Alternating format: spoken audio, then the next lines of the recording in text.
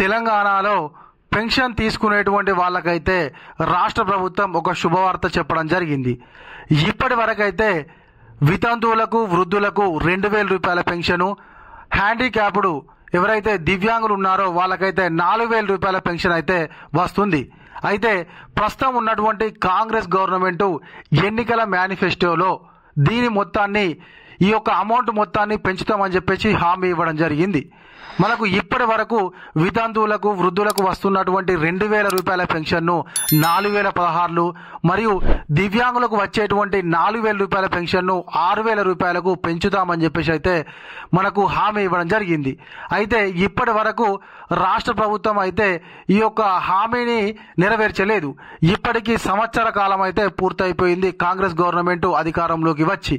మరి ఇప్పుడైతే ఈ యొక్క హామీని నెరవేర్చడానికైతే అడుగులు ముందుకు పడుతున్నాయి. ఎవరైతే అర్హులు ఉన్నారో వాళ్ళకైతే 4,000 6,000 రూపాయల పెన్షన్ అయితే రానుంది.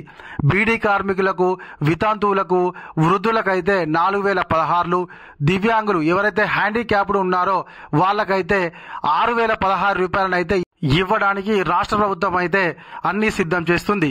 అయితే ఇప్పుడు మొన్న జనవరి 26వ తారీఖు నాడు అయితే రాష్ట్ర ప్రభుత్వం ఒక 4 పథకాలను ప్రారంభించిన విషయం మనందరికీ తెలిసిందే.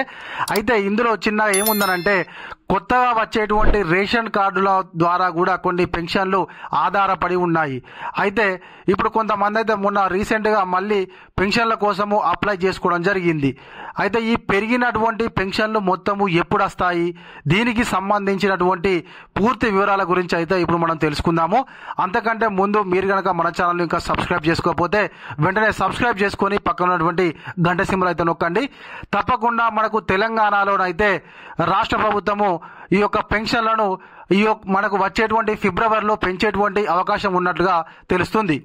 పెంచినటువంటి పెన్షన్లను అయితే మనకు మార్చిలో మనకు ఫిబ్రవరిలోనైతే మనకు ఆమోదం తెలిపి మార్చిలోనైతే మనకు పెరిగినటువంటి 4,000 రూపాయల పెన్షన్ మరియు 6,000 రూపాయల పెన్షన్ అయితే మనకు మార్చిలో అందించేటువంటి అవకాశం ఉంది.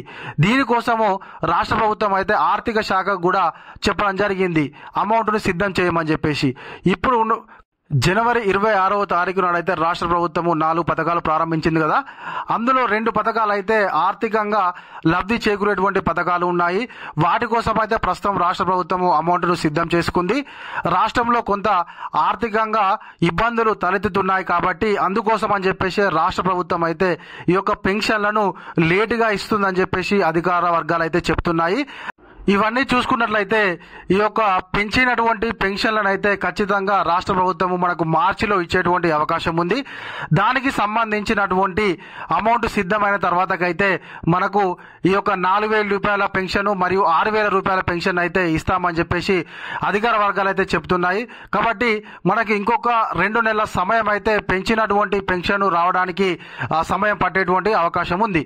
సో ఇది మన వీడియో. ఈ వీడియో కనుక మీకు నచ్చినట్లయితే ఖచ్చితంగా ఒక లైక్ చేయండి, కామెంట్ చేయండి. ఇంకా మీలో ఎవరైనా మన ఛానల్ సబ్స్క్రైబ్ చేసుకోకపోతే వెంటనే సబ్స్క్రైబ్ చేసుకొని పక్కన ఉన్నటువంటి గంట సింబల్ నొక్కండి. Thank you.